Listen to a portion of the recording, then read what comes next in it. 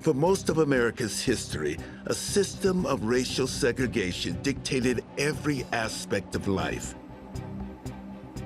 In no area was this more true than in healthcare.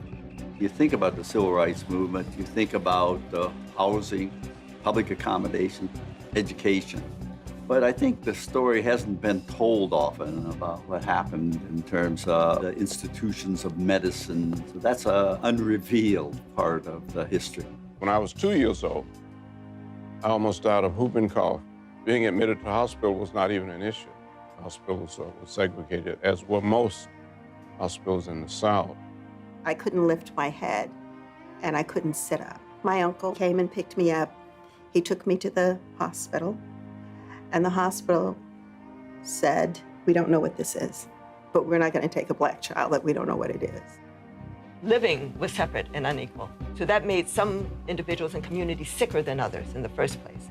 But then, once you got sicker, then access to the healthcare system was also unequal. Black activist doctors such as Dorothy Farabee created health outreach programs that served thousands of Black Americans in the South before World War II. Shut out of white hospitals, Black doctors founded their own hospitals. But limited resources and a hostile government crippled their efforts. Lacking access to mainstream medicine, people in rural communities resorted to home remedies passed down through the African American community for generations.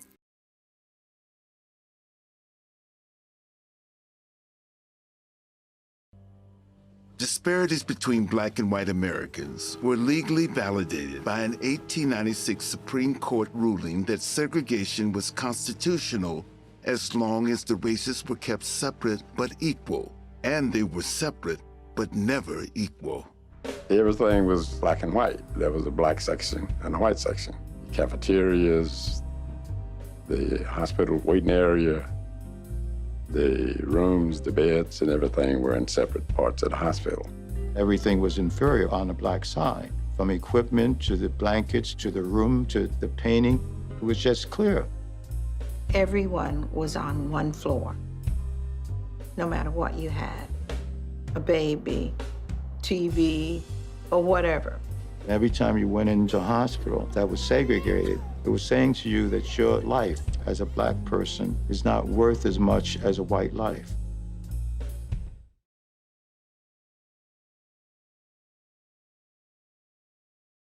To respond to the complaints and desegregate the hospitals, HEW faced the impossible task of suing every hospital that failed to comply with Title VI.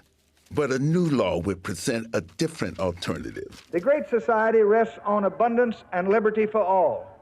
It demands an end to poverty and racial injustice. With the 1964 presidential election looming, President Johnson made the passage of Medicare a priority. This new legislation would provide an unexpected way to enforce civil rights in hospitals. I am proposing that every person over 65 years of age be spared the darkness of sickness without hope.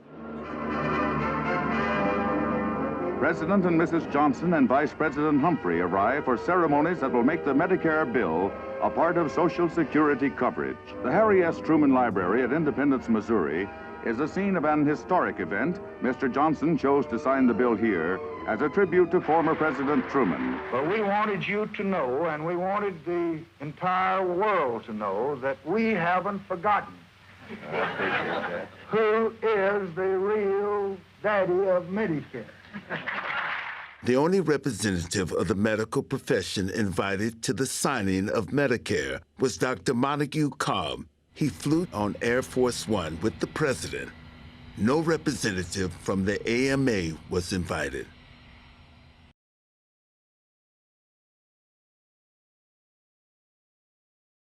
Secretary Gardner needed a team to inspect the hospitals resisting compliance. He sent out a call to every office in HEW asking for staff to work as inspectors. More than 700 people responded and joined this passionate bureaucratic army. The recruits included laboratory scientists, veterinarians, nurses, pharmacists, and managers of Social Security field offices. Few had any faintly relevant experience. People had to volunteer to be on the front edge of what seemed to be an impossible task. They would be putting in hundreds of hours a week. There would be sleepless nights. There would be threats, police departments that tried to harass them. They would deal with Klan members that would chase them. So the volunteers that they got were not typical civil servants. They were a group of really impassioned activists.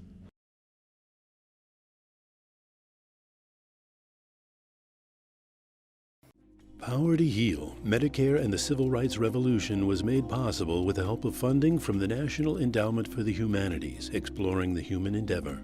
From the Arthur Vining Davis Foundations, dedicated to strengthening America's future through education.